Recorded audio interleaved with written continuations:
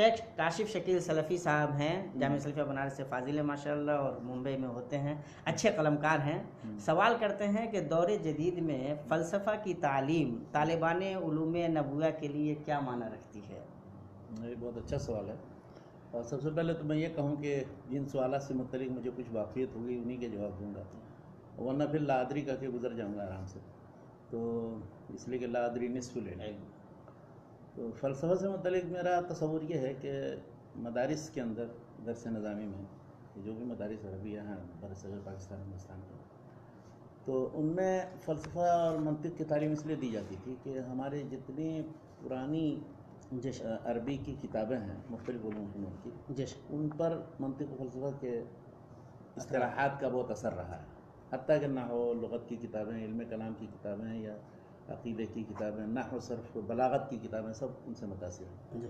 तो इस वजह से उन इस्तिलाहात का जानना और उनके तसव्वुरात क्या हैं, मुख्तलिफ़ अल्फाज और इस्तिलाहात के मानी क्या हैं, वो मालूम होना चाहिए।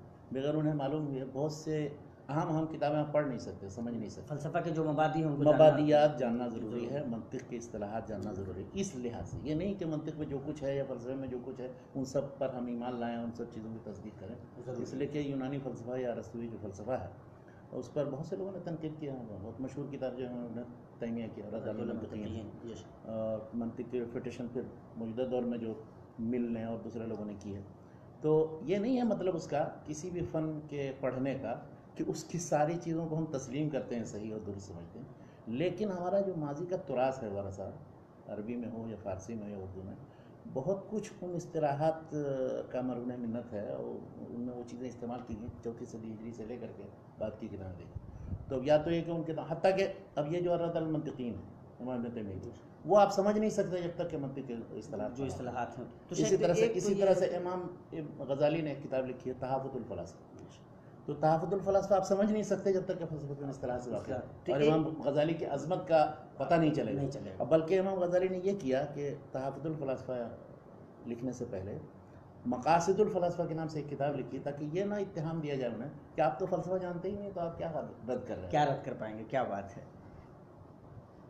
तो ये मुख्तसर तौर पर आवाज़ के बारे में भी भाइयों का थोड़ा सा वो है, तो थोड़ी सी आवाज़ हम लोग बढ़ा लें। जज़ाकुमुल्लाह खैर। काशिफ साहब, हम कोशिश करते हैं कि इंशाअल्लाह आवाज़ ज़रा हमारी बुलंद हो ताकि आपको परेशानी ना हो। सवाल शेख ये तो असरे हाजिर में क्या उसका रिलेवेंस है, आज भी क्या फ़लसफ़ा अपने आप में ज़िंदा है, फ़लसफ़ा के क्या नए कुछ एस्पेक्ट सामने आए हैं, बहुत उनसे किस हद तक हमारा। हम फ़लसफ़े के मुतख़स्सिस तो नहीं हैं, लेकिन जिसने भी जदीद फ़लसफ़े का मुताला किया है, तो जदीद फ़लसफ़ा दरअसल यानी अब आप फ़लसफ़ा को तसव्वुर ये कीजिए कि हर चीज़ से मुतल्लिक़ गौर व फ़िक्र का नाम फ़लसफ़ा है। कायनात के जितने उलूम हैं, साइंस के जितने शोबे हैं और मुख्तलिफ़ लिसानियात और अदबियात के जितने शोबे, इन सब का ताल्लुक़ फ़लसफ़े है। यानी फ़लसफ़ा 2-3 चीज़ों का जवाब देता है।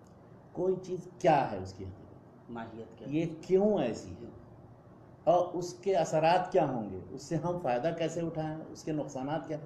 तो अब जब उलूम फ़नून की तरक्की हुई है मौजूदा दौर में, तो उसमें हुआ यह है कि बहुत से ब्रांचेज़ उसमें से निकल के अलग होते चले। मसलन बायोलॉजी है, हयातियात का ही सब उसका जूज़ था। ज़ूलॉजी है, हैवान से मुतल्लिक़, वो उसका जूज़ था, लेकिन अब वो एक साइंस बन गया। इसी तरह बॉटनी है, नबातियात का है, ये सब चीज़ें पहले फ़लसफ़े में शामिल थी। अब वो धीरे धीरे घूम फिर करके अब फ़लसफ़े को महदूद कर दिया है माबादत तबीयाती मसाइल से मुतल्लिक़ या मुख्तलिफ़ उलूम फ़नून की जिन नज़रियात पर मबनी है उन नज़रियात पर बहस, नज़रियतुल इल्म से मुतल्लिक़ गुफ्तगू, या है कि मुख्तलिफ़ जो माबादत तबीयाती मसाइल हैं। ये माबादत तबीयाती, माबादत तबीया का मतलब है तबीया यानी नेचर, जिन चीज़ों को हम देख रहे हैं ज़मीन आसमान कायनात से, ये चीज़ें नेचर है, इसको तबीया कहा जाता है। माबादत तबीया यानी इस तबीया के बाद, यानी इसके अलावा जो मावराई चीज़ें गैबियात हैं या ऐसी चीज़ें जिनमें अक़ल को दखल है और गौर व फ़िक्र करके मुख्तलिफ़ राहें उसके अंदर होती हैं, फिर उनमें गौर व फ़िक्र करके क्या सही है क्या गलत है, उसमें फिर मुख्तलिफ़ स्कूल हैं फ़लसफ़ियों के। जदीद दौर में भी, तो जदीद दौर में भी फिर फ़लसफ़े में को अगरचे बहुत महदूद कर दिया गया है, लेकिन अभी भी फ़लसफ़े के बहुत से हामी मौजूद हैं। ये जितने नज़रियात आप देख रहे हैं, मसलन कम्युनिस्टों में नज़रियात हैं, मिसाल के तौर पर, जी बिल्कुल, नज़रिया हयात जो मुसलमानों का नज़रिया हयात भी एक फ़लसफ़े पर मबनी है।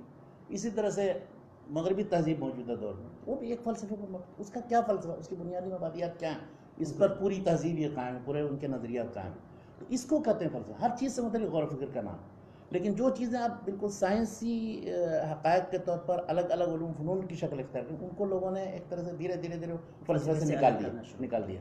تو یعنی جو فلسفہ کو چیزیں عام معنی کے لحاظ سے سب چیزوں کو شامل ہے، لیکن اب خاص معنی میں وہ صرف وہ چیزیں کہ جو نظریۃ العلم یا مختلف تہذیب کی بنیادیں یا کسی بھی چیز سے متعلق جو فلسفیانہ اساس کیا ہے، یعنی جو حصی معلومات یا حصی علوم سے نکل کر کے اب جو مباد میں چلے جاتے ہیں. شیخ تو یہ اہم سوال تھا کاشف صاحب، جزاکم اللہ خیرہ. اور ہمیں امید ہے کہ جو ہمارے احباب ہمیں دیکھ رہے ہیں، شیخ کو سن رہے ہیں، وہ ضرور استفادہ کر رہے ہوں گے. کاشف صاحب کا ہی ایک اور سوال، بہت اچھا سوال تھا شیخ.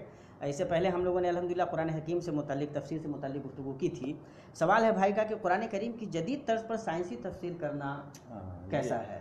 تفسیر پر جب گفتگو ہوئی تھی تو تھوڑا سا اشارہ آیا بھی تھا. دیکھیے، قرآن مجید میں کوئی بھی حقیقت ایسی نہیں بیان کی گئی ہے، کوئی حقیقت ایسی نہیں بیان کی گئی ہے جو سائنس کے موجودہ تحقیقات کے خلاف ہے. تو ایک بات تو یہ ہے کہ قرآن مجید میں کوئی ایسی سائنسی حقائق کے خلاف، نظریات نہیں، حقائق کے خلاف کوئی چیز نہیں. لیکن دوسری چیز یہ کہ قرآن مجید میں فلاں آیت جو ہے وہ فلاں سائنسی حقیقت کی طرف اشارہ کر رہی ہے، یہ دوسری بات ہے. تو اب قرآن مجید کی کسی آیت کے لَتَرْكَبُنَّ طَبَقًا عَنْ طَبَقٍ، اب کوئی شخص اس سے میزائل ایجاد کرنے یا ہوائی جہاز ایجاد کرنے پر استدلال کرے تو یہ استدلال درست نہیں. قرآن مجید جس زبان میں نازل ہوا ہے اور جس ماحول میں نازل ہوا ہے اور جن لوگوں نے اس کو سمجھایا اور آج تک سمجھتے رہے، اس سے کبھی وہ معنی نہیں لیا تھا انہوں نے. لیکن قرآن مجید میں جو باتیں بیان کی گئی ہیں، جو بھی کائنات سے متعلق جو حقائق ہیں، ماورا طبیعت سے متعلق جو چیزیں ہیں، ان کی ایک چیز کی بھی ابھی تک تغلیط نہیں ہوئی. تو اس لیے قرآن مجید کی آیتوں کو نئے نئے معنی پہنا کر کے اور اس سے نئے نئے مفہوم نکالنا، یہ میرے خیال سے عربی زبان پر بھی ظلم ہے، قرآن مجید پر بھی ظلم ہے. اللہ کے رسول صلی اللہ علیہ وسلم جو قرآن مجید لائے ہیں تو ان کے بیان اور تفسیر پر بھی ظلم ہے، اور سارے جتنے سلف ہیں، سلف نے جو تفسیر بیان کی ان پر بھی ظلم ہے. تو یہ وضو شیء فی غیر محلی ہے. اس لیے جن لوگوں نے تفسیر اس انداز کی ہے، موجودہ دور میں سب سے مشہور وہ علامہ طنطاوی جوہری تھے، تفسیر الجواہر، اس کے ایک حصے کا ترجمہ شیخ عبد الرحمن عاقل رحمانی صاحب نے کیا تھا. تو مگر یہ ہے کہ وہ تفسیر مطلب اتنی مقبول نہیں ہوئی، اس لیے کہ جس زمانے میں انہوں نے کی تھی آج سے 60-70 سال پہلے بلکہ 80 سال پہلے، تو اب اس زمانے میں جتنی معلومات تھے اب اس سے زیادہ پتہ نہیں کتنی معلومات ہو گئی. تو اب بعض چیزوں کی تقلید بھی ہو گئی. اس زمانے میں جو نظریات تھے ان کو لوگوں نے سائنسی حقیقت سمجھ لیا. یعنی اس کی مثال ایسی جیسے علامہ رازی نے فلسفیانہ جو باتیں تھیں اس زمانے میں کائنات کے تعلق سے یا فضا کے تعلق سے یا مابعد الطبیعی مسائل کے تعلق سے، وہ رازی نے اپنے تفسیر الکبیر کے اندر مفاتیح الغیب میں وہ سب چیزیں ڈال دیں کہ یہ قرآن مجید کی تفسیر ہے. اب بعد میں پتہ چلا کہ یہ سب چیزیں سب غلط ہیں یا نظریات ہیں یا کہ ان کی تغلیط بہت سی چیزوں کی ثابت ہو گئی. گویا کہیں نہ کہیں ہم قرآن کریم کی تغلیط پہ اتارے. ہاں، تو اس سے نقصان یہ ہوگا کہ آپ اگر ایک دور میں ایک چیز سے متعلق تفسیر آپ کریں گے، قرآن مجید کو معنی پہنائیں گے، بعد میں کوئی زمانہ آئے گا تو وہ کہیں گے کہ دیکھو یہ اس آیت سے یہ مطلب لیتے تھے جو غلط ہے بالکل، وہ مفسرین کیسے احمق تھے. تو اس لیے قرآن مجید کی تفسیر زبان کی روشنی میں، سیاق کی روشنی میں اور سنت کی روشنی میں کرنا یہی صحیح اور اصلاً طریقہ ہے.